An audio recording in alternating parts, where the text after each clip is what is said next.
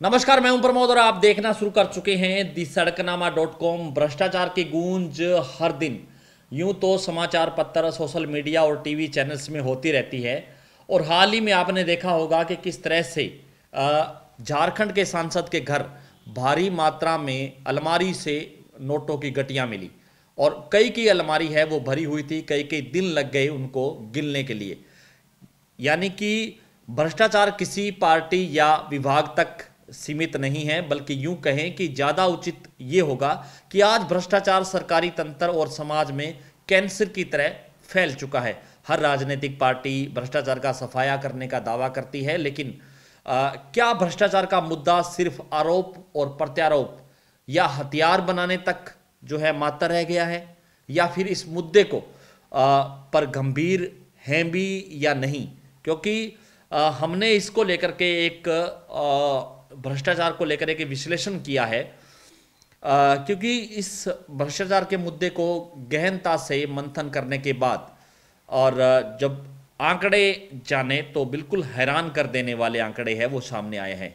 और हम आपको बता दें कि हरियाणा राज्य की स्थापना के बाद भ्रष्टाचारियों को पकड़ने और उन पर कार्रवाई करने के लिए सिर्फ एक विभाग है वो मौजूद था, और यह भी समय समय पर रिश्वत लेने वाले लोगों को पकड़कर सलाखों के पीछे भेजने का काम करता था।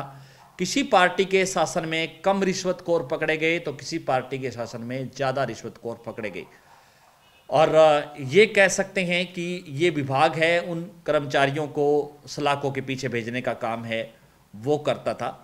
लेकिन प्रदेश में पहले रही किसी भी सरकार ने भ्रष्टाचार को ख़त्म करने के लिए गहराई में जाने का प्रयास नहीं किया, ये कह सकते हैं। लेकिन विश्लेषण से पता चला है कि प्रदेश में पहली बार मुख्यमंत्री मनोहर लाल ने भ्रष्टाचार को जड़ से खत्म करने के लिए ऐसे कई प्रभावी कदम उठाए हैं, जिनको लेकर के आज हम इस वीडियो में चर्चा करने वाले हैं, जो प्रदेश की जनता को भी किसी न किसी रूप में सामने भी नजर आ रहे हैं। और हम आपको बता दें कि भ्रष्टाचार गंभीर अपराध तो है ही, इसके साथ साथ ये सामाजिक बुराई भी है। और विशेषज्ञों का मानना है कि हीन भावना से ग्रस्त, संस्कारों के भाव में और दूसरों से ईर्ष्या रखने वाला व्यक्ति ही भ्रष्टाचार को जन्म देता है, भ्रष्टाचार में लिप्त होता है। इसलिए सीएम मनोहर लाल ने भ्रष्टाचार का सफाया सिर्फ सख्ती से के दम पर नहीं किया, बल्कि भ्रष्टाचार के खात्मे के लिए मुख्यमंत्री मनोहर लाल ने सख्ती के साथ तकनीकी का भी इस्तेमाल किया है। सरकारी कामकाज में पारदर्शिता और सामाजिक जागरूकता का इस्तेमाल भी कर रहे हैं। भ्रष्टाचारियों पर वर्षों से स्टेट विजिलेंस काम कर रही थी, लेकिन इस विभाग के कहीं ना कहीं हाथ बंधे हुए थे, क्योंकि जिस कारण से यह विभाग चाहकर भी भ्रष्टाचारियों पर वो कार्रवाई नहीं कर पाता था जो कार्रवाई भ्रष्टाचारी अधिकारी कर्मचारियों के खिलाफ की जानी चाहिए। क्योंकि ऐसे में मुख्यमंत्री ने इस जो स्टेट विजिलेंस जो पहले विभाग होता था उसका जो है पुनर्गठन किया, और पुनर्गठन करके इसे एंटी करप्शन ब्यूरो यानी एसीबी के रूप में सिर्फ नाम ही नहीं दिया, बल्कि इसे भ्रष्टाचारियों पर कार्रवाई करने के लिए कई तरह की शक्तियां भी प्रदान की। बड़े अधिकारियों और राजनेताओं के खिलाफ कार्रवाई करने से पहले अनुमति ली जाती थी। इसको सरल बना दिया गया है। एसीबी को मजबूती प्रदान करने के लिए सीबीआई और अन्य जांच एजेंसियों से ईमानदार व तेज तर्रार सेवानिवृत्त अधिकारियों को सीबीओ के पद पर नियुक्ति की गई है। सीबीओ का मतलब होता है चीफ विजिलेंस ऑफिसर, यानी कि ऐसे अधिकारियों की नियुक्ति की गई है जो पहले सीबीआई या अन्य जांच एजेंसियों में सेवानिवृत्त होते थे। उसके बाद जो है भ्रष्टाचारी किसी भी तरह से कानूनी शिकंजे से बच ना पाए, क्योंकि उनका एक अपना एक अलग अनुभव होता है। और इस भ्रष्टाचारी कर्मचारी अधिकारियों को एक तरह से सलाखों के पीछे भेजने में कई तरह की तकनीकी पेचीदगियां सामने आती हैं। तो उसको लेकर के एसीबी डिपार्टमेंट में सीधे तौर पर सीबीओ के पदों की नियुक्ति की गई। और पूर्ण की सरकारों में आप अक्सर सरकारी नौकरियों में होने वाले घोटालों की चर्चा तो सुनते रहते हैं कि किसी सरकार में कोई व्यक्ति कितने लाख रुपए दे करके भर्ती हुआ, किसी सरकार में इतने लाख रुपए दे करके जो है उसको पोस्टिंग मिली, ट्रांसफ़र मिली। यानी कि जो कर्मचारी या अधिकारी है वो पैसे दे करके भर्ती होगा या पैसे दे करके किसी दूसरे पद के लिए प्रमोशन लेगा या जो है पोस्टिंग लेगा, तो जाहिर सी बात है कि वो उस पैसा को पूरा करने के लिए भ्रष्टाचार करेगा। यानी कि पैसे की डिमांड्स हैं वो जनता से भी करेगा और अपने विभाग में भी भ्रष्टाचार फैलाएगा।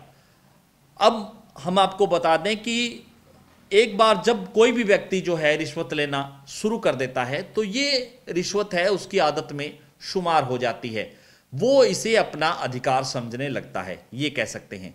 और अब मुख्यमंत्री मनोहर लाल ने सरकारी नौकरियों में जो पारदर्शिता लाई गई है, यानी कि जो पर्ची खर्ची का जो सिस्टम है वो बंद किया गया है, इससे जो ईमानदारी के तौर पर जो अधिकारी कर्मचारी नियुक्त होगा या जो युवा लगेंगे जो बिना पैसे के से नौकरी लेंगे, वो कम से कम जो है भ्रष्टाचार की तरफ नहीं जाएंगे, क्योंकि उनका पैसा नहीं लगेगा।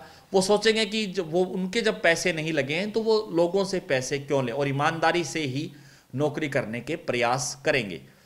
इसके साथ साथ हम आपको बता दें कि हरियाणा सरकार ने पर्ची खर्ची के बिना जो नौकरियां दी हैं उनकी संख्या 1,04,250 युवाओं को नौकरी दी जा चुकी है और फिलहाल 60,000 सरकारी नौकरियां और देने का लक्ष्य है वो मुख्यमंत्री मनोहर लाल ने रखा है, और जिसमें से 41,217 सरकारी नौकरियों की प्रक्रिया है वो अभी चल रही है।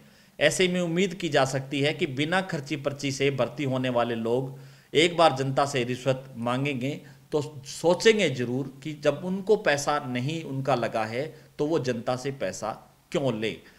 और भ्रष्टाचार पर चोट पहुंचाने के लिए सरकारी विभागों की जो मलाईदार सीटें हैं उस पर बैठे कर्मचारियों की चरित्र भ्रष्टाचारी अधिकारियों और कर्मचारियों को पहचान की जिम्मेदारी है वो सीएम मनोहर लाल ने गुप्तचर विभाग को सौंपी, और गुप्तचर विभाग ने पूरे हरियाणा प्रदेश में ऐसी लिस्टें बनाई कि जहाँ पे जो मलाईदार जो पोस्टों पे जो अधिकारी बैठे हैं, जो कर्मचारी बैठे हैं जिन सीटों पे, उनको वहाँ से हटाया गया और ऐसे ईमानदार अधिकारियों की वहाँ पे जो है पोस्टिंग की गई, उनकी ट्रांसफ़र की गई, जिससे भी लोगों को एक बड़ी राहत मिली है, यानी कि ये कह सकते हैं।